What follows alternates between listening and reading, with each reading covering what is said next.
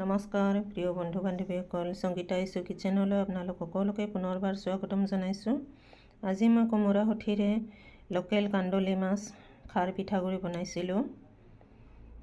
এই ৰেচিপিটো মই কেনেকুৱা বনালোঁ আহকচোন এবাৰ চাই লওঁ। কোমোৰা শুকোৱা মই এই ৰেচিপিটো আগতে দি থৈ দিছোঁ, আপোনালোকে মোৰ চেনেলটোত চাব পাৰে। এইখিনিৰে মই এয়া তৰকাৰী বনালোঁ আৰু এই কোমোৰা সঠিখিনিৰে আৰু বেলেগ বেলেগ বহুত ৰেচিপি বনাব পাৰি। মই আগলৈ দিব চেষ্টা কৰিম, আপোনালোকে চাই থাকিব। গতিকে আহকচোন চাওঁ এইখিনি মই আজি কেনেকুৱা বনালোঁ। মাছটো প্ৰথমে মই ভালদৰে কাটি চাফা কৰি ল'ম।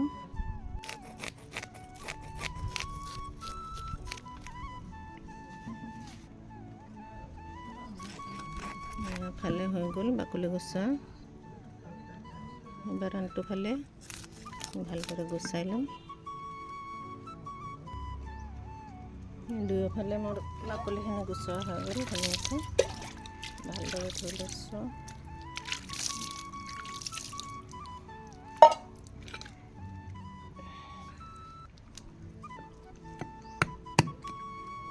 এনেকুৱা মই এইবিলাক কাম নিজে কৰি ভাল পাওঁ।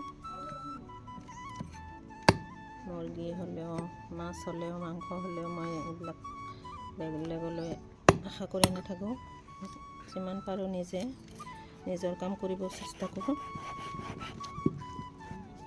এয়া লোকেল মাছ, এইবিলাক বাছি নিদিয়ে বেপাৰীয়ে, গতিকে নিজে কাটি ল'ব লাগে আৰু মই কাটিও ভাল পাওঁ।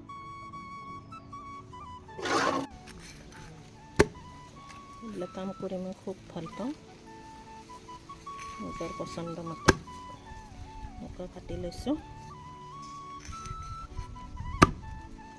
বেলেগলৈ এইবিলাক কাম আশা কৰি থাকিলে কামবিলাক ৰৈ যায়। যিমান পাৰোঁ এই কামবিলাক মই নিজে কৰিব চেষ্টা কৰোঁ। এয়া মাছখিনি মোৰ ধুনীয়াকৈ কাটা হৈ গ'ল। এয়া বিলৰ মাছ, লোকেল মাছ, দীপৰ বিলৰ মাছ। 1 2 3 4 5 মোক খাৰ লাগিব। এয়া খাৰ, এই সোপাটোৰে মাত্ৰ 2 সোপা দিলে মোৰ তৰকাৰীখন হৈ যাব। যিহেতু খাৰৰ জোখটো বহুত বেছি চোকা আছে, এই সোপাটোৰে মাত্ৰ 2 সোপা খাৰ মই দিম লাষ্টত। আৰু লাগিব এয়া মোৰ বাছি লোৱা মাছখিনি ধুনীয়াকৈ হালধি আৰু নিমখ সানি লৈছোঁ। ইয়াতে কি যোগাৰ লাগিব মই দেখুৱাই লৈছোঁ। এয়া পিঁয়াজ এটা, জলকীয়া, কেঁচা জলকীয়া 3টা, আদা ৰচুন এইখিনি অকণমান, ৰচুন 5 ক আৰু আদা অকণমান এপিচ লৈছোঁ। আৰু এয়া জোখমতে হালধি, অকণমান ধনিয়া আৰু এয়া জোখমতে নিমখ। আৰু লাগিব মোক তৰকাৰীখন বনোৱাৰ কাৰণে পিঠাগুড়ি, লগতে এই তৰকাৰীখন বনোৱাৰ কাৰণে লাগিব মোক এয়া কলখাৰ। এই কলখাৰখিনি বেছি নালাগে। এয়া যিহেতু খাৰটো বহুত চোকা, এই সোপাটোৰে মাত্ৰ 2 সোপা দিলে মোৰ তৰকাৰীখিনি হৈ যাব। এইবাৰ মই কেৰাহীখন জুইৰ ওপৰত বহাই দিছোঁ, গৰম হওক। আৰু লাগিব মোক এয়া তেলখিনি মই যিখিনি লাগে সেইখিনি দিম জোখমতে।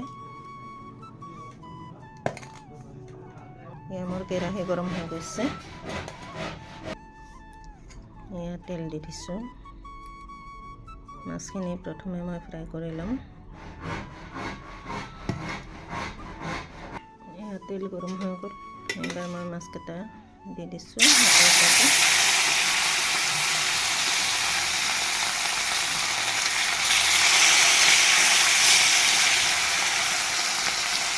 মোৰ ঘৰত কাম চলি আছে, সেইকাৰণে অলপ ডিষ্টাৰ্ব হৈ আছে, হাল্লা হৈ আছে। মিস্ত্ৰী কাম কৰি আছে। ভিডিঅ'টো চাওঁতে হয়তো আপোনালোকে অসুবিধা পাব পাৰে।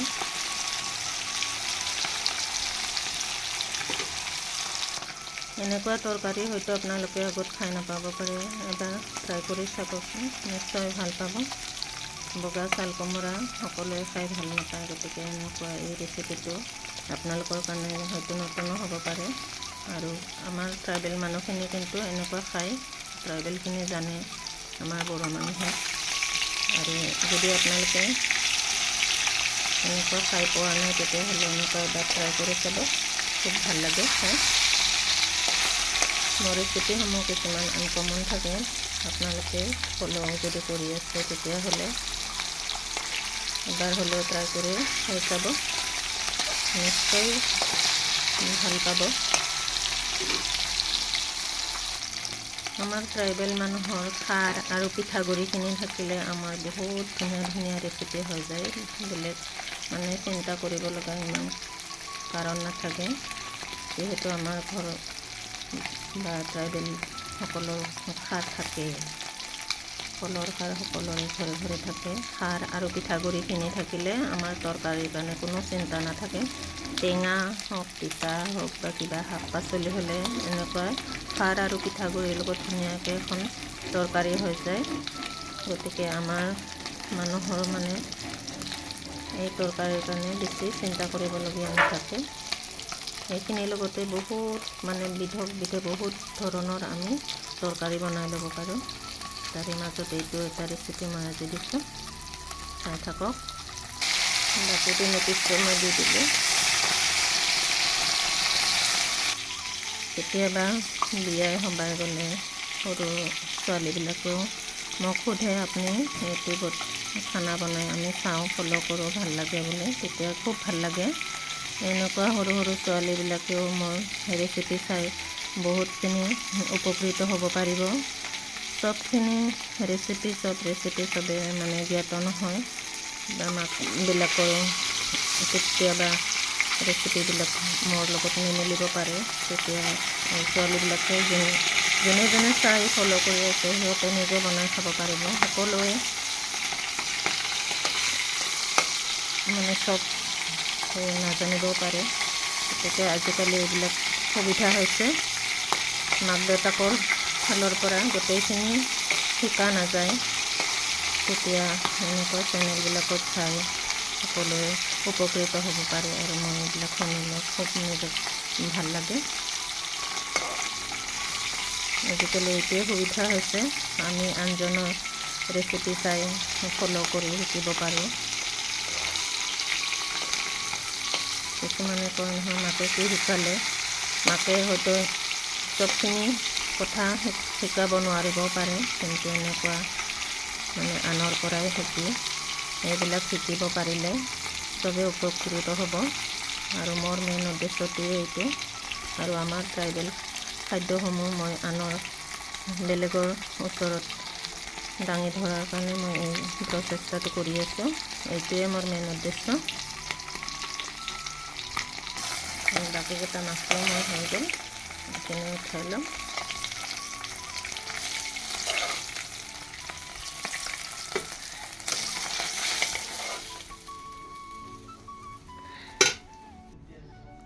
তেলখিনি মই আধা নমাই থৈ দিলোঁ।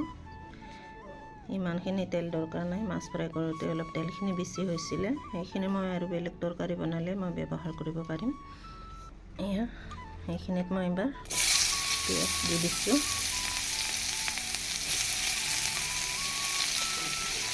পিঁয়াজখিনি ভালদৰে অলপ সিজাই ল'ম। এইখিনিতে মই আদা ৰচুনখিনি দি দিছোঁ। ইয়াতে মই কেঁচা জলকীয়া 3টাও পিচি দিছিলোঁ। এইখিনি ধুনীয়াকৈ আদা আৰু ৰচুন ভালদৰে সিজাই ল'ম। এইখিনিত মই হালধিখিনিও দি দিলোঁ।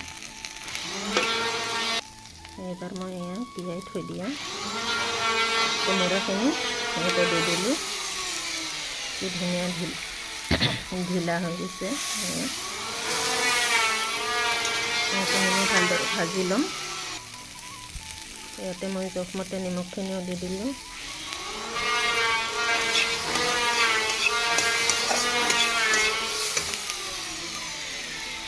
কোমোৰাখিনি ভাজি হৈ গ'ল। এবাৰ মই ইয়াতে পানী দি দিছোঁ জোখমতে।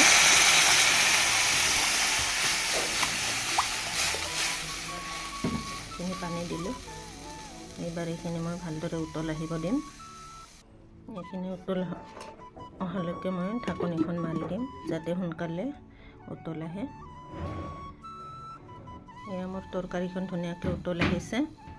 এইবাৰ ইয়াতে মই খাৰখিনি দি দিছোঁ, খাৰ 2 চামুচ। খাৰ দিয়াৰ পিছত ধুনীয়াকৈ উতল আহিছে। এইবাৰ মই ইয়াতে পিঠাগুড়িখিনি দি দিম। এনেকুৱা হাতেৰে যিখিনি ধুনীয়াকৈ উতল আহিছে সেই উতল অহা ঠাইত এনেকুৱা দিব লাগে, তেতিয়া গুড়াখিনি ধুনীয়াকৈ মিক্স হৈ যায়। আগৰ তৰকাৰীবিলাকতো এনেকুৱা ডিছ দেখাইছোঁ। পানীৰ লগত গুলি নিদিলেও হয়।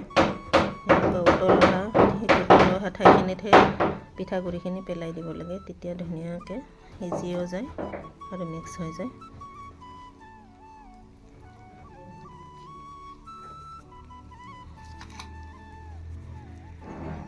এয়া পিঠাগুড়িখিনি সিজিছে প্ৰায়। ইয়াতে এইবাৰ মই মাছকেইটা দি দিছোঁ জোখমতে। এয়া মই মাত্ৰ ইয়াতে 4 পিচ মাছ দিলোঁ, এইখিনি হৈ যাব ধুনীয়াকৈ। এবাৰ পিঠাগুড়ি আৰু মাছ ধুনীয়াকৈ সিজালৈকে মই বনাব লাগিব, তেতিয়ালৈকে তৰকাৰীখিনিও গোট মাৰিব। পিঠাগুড়ি সিজি ভালদৰে পিঠাগুড়িখিনি সিজাৰ পিছত তৰকাৰীখন অলপ ডাঠ হ'ব, তেতিয়া তৰকাৰীখন খাই বেছি টেষ্টি হয়। পনীয়া হৈ থাকিলে ইমান এটা সোৱাদ নহয়, সেইটো কাৰণে পিঠাগুড়িখিনি সিজি গোট মাৰিব দিব লাগিব, অলপ তৰকাৰীখন গোটা হ'ব।